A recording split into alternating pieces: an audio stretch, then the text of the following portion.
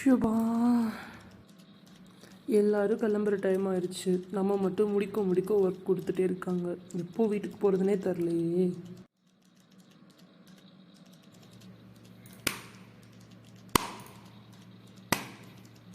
என்ன ரம்யா, இன்னும் work முடிக்கலையா?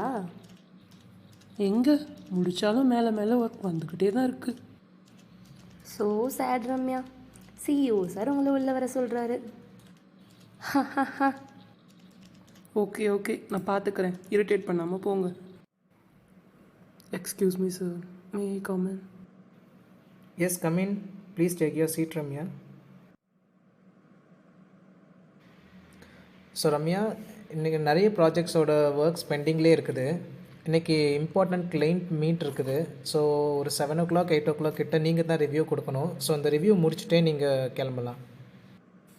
Okay sir, நான் ஆல்ரெடி இன்றைக்கி பெர்மிஷன் ஒன்று கேட்டிருந்தேன். ஓகே சார், நான் முடிச்சுட்டே போகிறேன். No problem. ஓகே ரம்யா, எனக்கு உங்கள் சுச்சுவேஷன் புரியுது. பட் நம்ம கம்பெனியோட சுச்சுவேஷனும் உங்களுக்கு நல்லாவே புரியும்னு நான் நம்புகிறேன். Okay sir, thank you.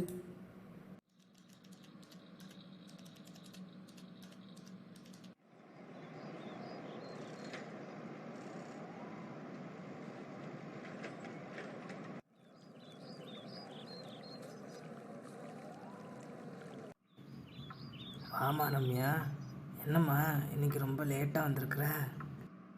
ஆமாப்பா, இன்னைக்கு கொஞ்சம் ஒர்க் ஓவர்லோட் ஆயிடுச்சு. சரி, ஏம்மா முகம் ரொம்ப டல்லாக இருக்குது? இங்கே வந்து உட்காருமா. ஆஃபீஸில் ஏதாவது பிரச்சனையாம்மா? என்ன விஷயமா இருந்தாலும் அப்பா கிட்ட சொல்லுமா. அவங்க எந்த வேலை கொடுத்தாலும் நான் ஆன் டைமில் முடிச்சு கொடுக்குறேன். ஆனால் எனக்குன்னு ஒரு அங்கீகாரமே அந்த ஆஃபீஸில் கிடைக்கிறதில்ல.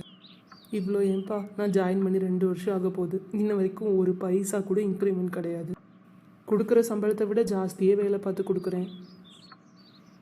இதுதான் உன் பிரச்சனையா?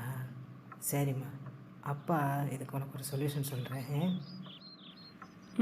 கண்டிப்பாக சொல்லுங்கப்பா. சரி, கம்பெனிக்கு 3 நாள் லீவு போடு. வீட்டில் கொஞ்ச நாள் ரெஸ்ட் எடு. அதுக்கப்புறம் என்ன நடக்குதோ அதை அப்பாவுக்கு அப்டேட் பண்ணு, சரியா? அட என்னப்பா நீங்கள், ஆல்ரெடி எங்கள் தலை மேலே வேலை அவ்வளோ குமிச்சிருக்கு. நான் 3 நாள் லீவ் போட்டு ஆஃபீஸ் போனால் 4வது நாள் என் தலைமையில் மொத்தமாக ஏறிடும். அப்பா சொல்கிறது கேளுமா. ஒரு டியூப் லைட் எரிஞ்சிக்கிட்டே இருக்கிறப்ப அதோட அருமை தெரியாது. அது எப்போ ஆஃப் ஆகுதோ அப்போ தான் அந்த வெளிச்சத்தோட அருமை தெரியுமா. சரி ஓகேப்பா, நீங்கள் சொன்ன மாதிரியே பண்ணுறேன். இப்போ போய் தூங்குறேன். குட் நைட்ப்பா. குட் நைட்மா, நல்ல தூங்கு. அப்பா, நீங்கள் சொன்ன மாதிரி பண்ணி இன்னைக்கு ஹாஃப் அ டே கூட ஆகலை. அதுக்குள்ளே 100 கால் வருதுப்பா ஆஃபீஸ்லேருந்து. ஓ அப்படியா? சரி சரி, என்ன சொன்னாங்க? நான் போட்ட ஒரு நாள் லீவுக்கே கம்பெனி மூவ் ஆகாமல் நிற்குதான். இதில் சேல்ரி இன்க்ரிமெண்ட் வேறு தர்றாங்களாம்ப்பா. ஒரே நாளில் 20,000லேருந்து 70,000 எனக்கு சேல்ரி இன்க்ரிமெண்ட் பண்ணியிருக்காங்கப்பா. இது பத்தாதா? ஓ சூப்பர்மா, அதான் அப்பா சொன்னேன்ல, பார்த்தியா? ஆமாப்பா, நீங்கள் சொன்ன மாதிரியே நடக்குது. நான் நாளைக்கு ஆஃபீஸ்க்கே போயிடுறேன்ப்பா. ஓகேம்மா, சரி வா, இப்போ நம்ம சாப்பிட போகலாம்.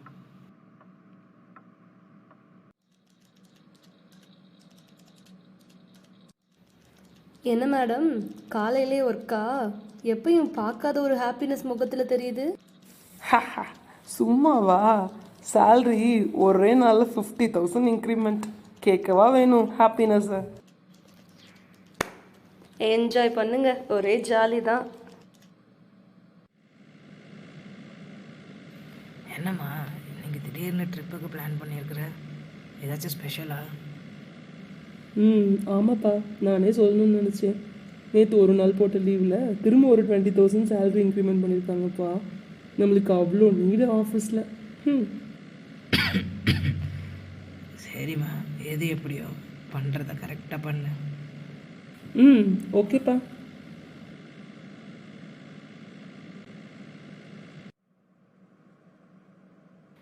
என்ன ரம்யா, இப்போலாம் அடிக்கடி ஆஃபீஸ்க்கு லீவ் போடுற மாதிரி இருக்குது. ஆமாம் சார், கொஞ்சம் ஒர்க் ப்ரெஷர், அதுதான். ஓ, ஒர்க் ப்ரெஷர் ஹேண்டில் பண்ண முடியலையா? ஓகே ரம்யா, நாங்கள் போர்ட் ஆஃப் மெம்பர்ஸ் எல்லோரும் பேசி ஒரு டெசிஷன் ஃபைனலைஸ் பண்ணியிருக்கிறோம். இதுக்கு மேலே நீங்கள் நம்ம கம்பெனியில் கண்டினியூ பண்ண வேண்டாம். ஓ சார், அப்படி நான் என்ன பெரிய தப்பு பண்ணிட்டேன்? இந்த வேலை போச்சுன்னா என் ஃபேமிலி எப்படி ரன் பண்ணுறதுன்னு கூட எனக்கு தெரில sir. Ramya, it's your personal problem Ramya. அஃபிஷியலாக நாங்கள் இந்த மாதிரி விஷயங்கள்னால ரொம்ப அஃபெக்ட் ஆகுறோம். Okay sir, thank you. நான் கிளம்புறேன். என்னம்மா ரம்யா, முகம் ரொம்ப வாடி இருக்குது. திரும்ப ஏதாச்சும் பிரச்சனையாம்மா?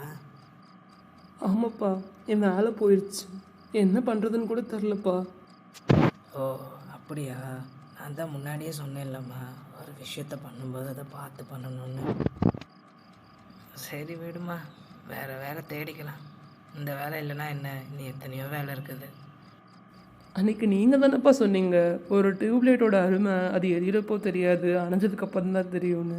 அதான் போய் என் அருமையை உங்களுக்கு புரிய வைக்க ட்ரை பண்ணேன். ஓ அதுவா? அது கரெக்டு தாம்மா. ஒரு டியூப் லைட் எரிஞ்சிட்டு இருக்கிறப்ப அதோட அருமை தெரியாது, ஆனால் அது ஆஃப் ஆகும்போது தான் அதோட அருமை தெரியும். ஆனால் அதே டியூப் லைட் மின்னி மின்னி எரிஞ்சிக்கிட்டே இருக்கும்போது அந்த டியூப் லைட் எதுக்குமா? அந்த டியூப் லைட்டை வேறு டியூப் லைட் மூலமாக ரீப்ளேஸ் தானமாக பண்ண பார்ப்பாங்க.